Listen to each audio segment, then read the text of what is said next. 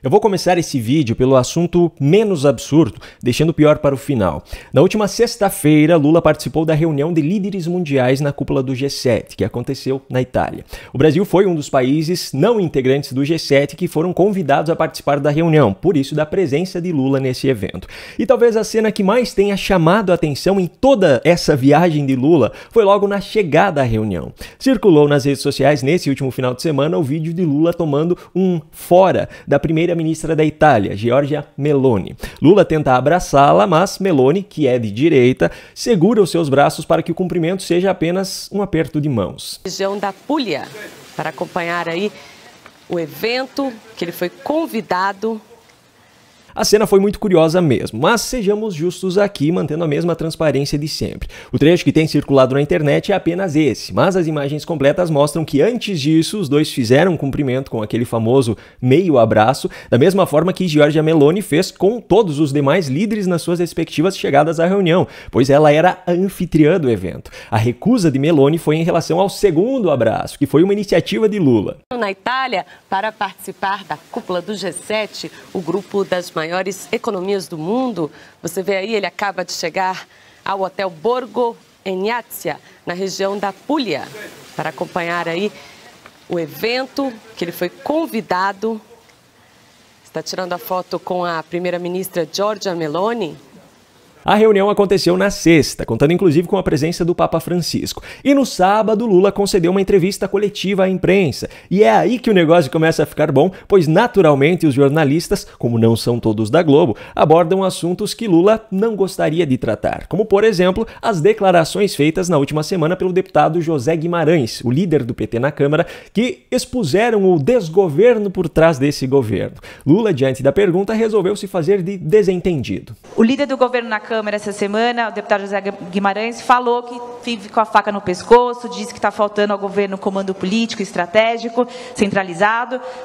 Que avaliação o senhor faz desse diagnóstico que vem dele e da onde precisa sair esse comando? Obrigada. Deixa eu te falar uma coisa. Como você tem 513 deputados, eu não posso ficar comentando cada fala de cada deputado. O que eu posso te dizer é o seguinte.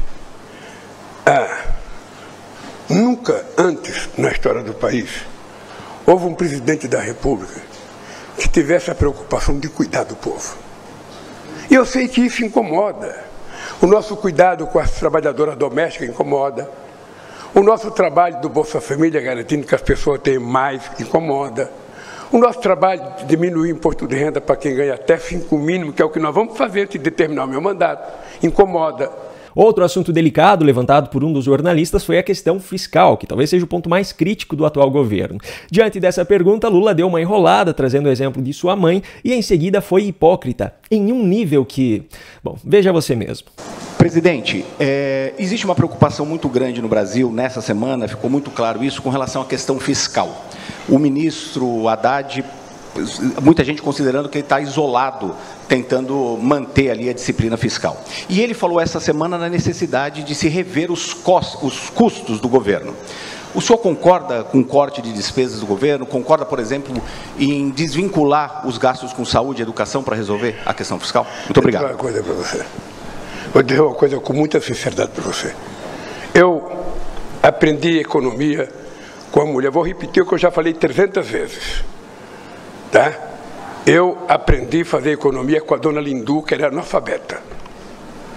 E ela pegava os envelopes dos 8 filhos e ela distribuía a tarefa de cada um.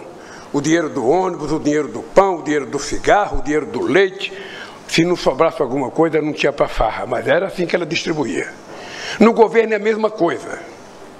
No governo é a mesma coisa. Eu acho que tudo aquilo que a gente detectar que é gasto desnecessário, você não tem que fazer.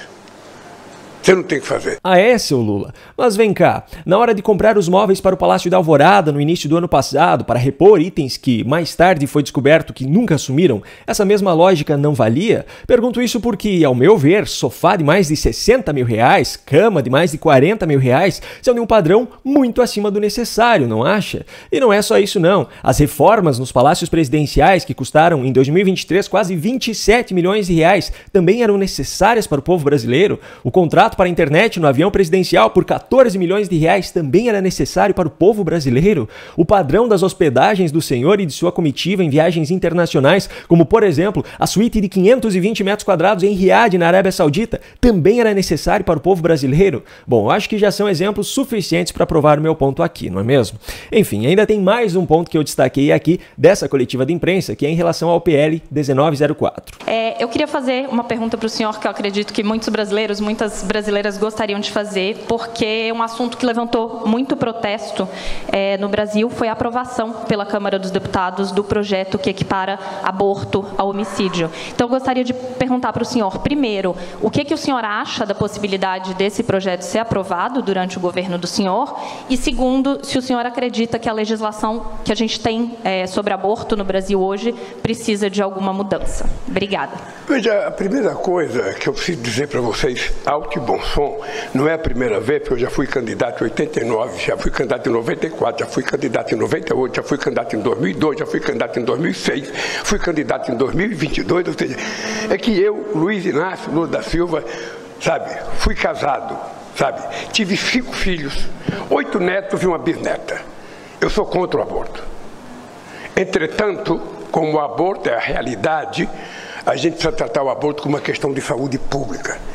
E eu acho que é insanidade alguém querer punir uma mulher numa pena maior do que o criminoso que fez o estupro. É no mínimo uma insanidade isso. Eu, sinceramente, à distância, não acompanhei o debate, sabe, muito intenso no Brasil. Quando eu votar, vou tomar ciência disso. Eu tenho certeza que o que tem na lei já garante que a gente haja de forma civilizada para tratar com respeito, para tratar com rigor o estuprador e para tratar com respeito a vítima. É isso que precisa ser feito. Quando alguém apresenta uma proposta de que a vítima tem que ser punida com mais rigor do que o estuprador, não é sério. Além das contradições ao dizer ser contra o aborto enquanto defende que isso deve ser uma questão de saúde pública, Lula trouxe também algumas mentiras em sua fala. Eu já expliquei detalhadamente, ponto a ponto, o PL 1904 e derrubei todas as mentiras que estão sendo espalhadas sobre ele por militantes no vídeo de sexta-feira. Se você ainda não assistiu a esse vídeo, eu recomendo muito que assista. Ele vai estar aqui nas recomendações no final desse vídeo. Só que, ainda dentro desse assunto, tem outra coisa que eu preciso mostrar.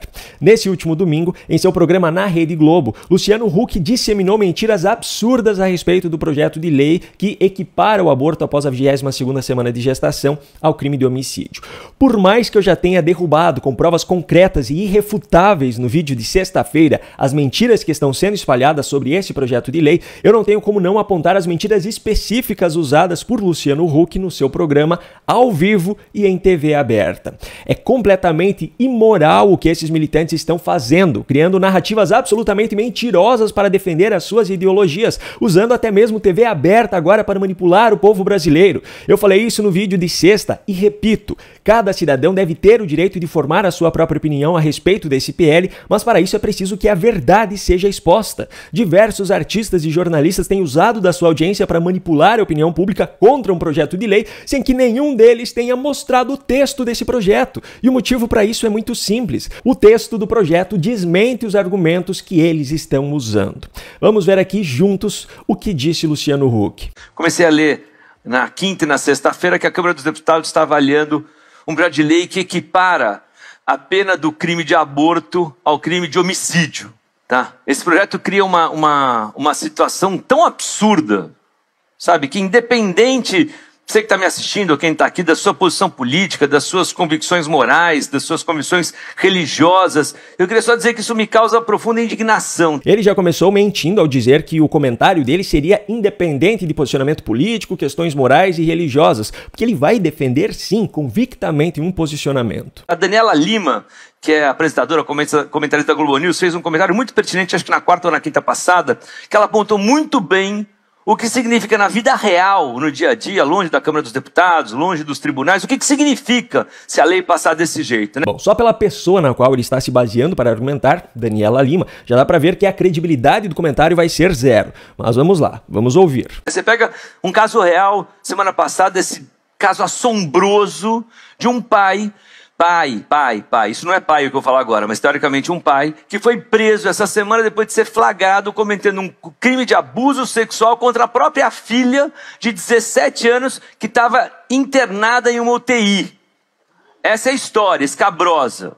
Só para trazer para a realidade, este projeto que está sendo votado na Câmara dos Deputados, vai ser votado, este homem, né, se é que pode chamar isso, não sei nem o que é uma pessoa que faz isso, pode pegar uma pena menor do que a filha que foi estuprada. Menor do que a vítima, porque se ela vier interromper a gravidez depois de 22 semanas, que é o que está nessa lei, seja por demora na justiça ou por qualquer outro empecilho que uma vítima de abuso enfrenta hoje em dia para ter acesso ao aborto legal, inverte os papéis. A pena dela vai ser maior que a dele, ou seja, não faz o menor sentido. Eu concordo plenamente com toda a revolta dele em relação ao caso. Alguém que faz isso não pode ser chamado de pai, não pode ser chamado de homem, não pode ser chamado de ser humano. Só que esse caso, justamente esse caso, está sendo mais usado como exemplo na argumentação desses militantes, dizendo que a filha, se praticasse aborto após a 22ª semana, poderia ter uma pena maior do que a do criminoso que a violentou. Primeiro ponto. A menina é menor de idade e o artigo 228 da Constituição Federal já garante que são penalmente inimputáveis os menores de 18 anos, sujeitos às normas da legislação especial. Portanto, por ser de menor, esse projeto de lei já não se aplica ao caso dessa menina e ela não vai receber pena de prisão. Para quem é de maior, se praticado após a 22ª semana por algum motivo específico, como um atraso na justiça, por exemplo, o projeto de lei 1904 propõe que o juiz poderá mitigar a pena conforme o exigirem as circunstâncias individuais de cada caso, ou poderá até mesmo deixar de aplicá-la se as consequências da infração atingirem a própria agente de forma tão grave que a sanção penal se torne desnecessária. Portanto, para esses casos excepcionais, onde a vítima de abuso não teve culpa por esse atraso, o juiz poderá nem aplicar pena se as circunstâncias individuais do caso lhe fizerem entender dessa forma. Agora vamos ao último trecho que eu separei da fala do Luciano Huck. E de novo, não é uma questão ideológica, é uma questão de lógica mesmo, tá? Criança não é mãe. Então, e é muito cruel obrigar uma vítima de estupro a levar a cabo até o final uma gravidez. A frase criança não é mãe não pode ser usada como argumento contra esse projeto de lei, pois, como eu acabei de mostrar, menores de idade são penalmente inimputáveis de acordo com a Constituição Federal. E a argumentação que Luciano fez é sim uma questão ideológica. Por que esse pessoal não tem essa mesma revolta e essa mesma mobilização para pedir que a pena para o crime de estupro seja aumentada? Por que esse pessoal faz tanto alarde quando alguém sugere castração química para estupradores? A população brasileira precisa estar ciente que as pessoas que estão massacrando esse projeto de lei são as mesmas que vivem defendendo direitos humanos para bandidos, para criminosos, e estão massacrando esse projeto sem mostrar para a população o texto do projeto. Estão apresentando apenas as suas próprias versões dele. E para finalizar, as vítimas de abuso precisam saber que, primeiro, até a 22ª semana a legislação continuará como é hoje. Segundo, é essencial para a saúde da vítima e para que o criminoso possa ser identificado que ela procure a polícia e um médico nas primeiras 48 horas. Ela será medicada, não haverá gravidez e materiais genéticos do criminoso, se ainda presentes, podem ser coletados para identificar e punir quem praticou esse crime. Se, por algum motivo, a vítima só foi descobrir depois da 22ª semana que está gestando, saiba que já há um bebê quase que inteiramente formado ali, uma vida constituída e há uma fila quilométrica de pessoas querendo adotar recém-nascidos. É imoral o que esses militantes estão fazendo, usando a TV aberta para mentir sobre um projeto de lei, em vez de conscientizar as vítimas sobre que elas já têm direito e que pode diminuir e muito o sofrimento. A população brasileira precisa saber o que está acontecendo nesse país. No canto da sua tela aparecerão agora recomendações de outros vídeos aqui do canal para que você os assista caso ainda não tenha feito. Se você gostou desse conteúdo e quer receber os novos vídeos aqui do canal, se inscreva e ative o sininho de notificações. Essa é a única forma de garantir, teoricamente, que o YouTube entregará a você esses novos conteúdos. Um grande abraço e até o próximo vídeo.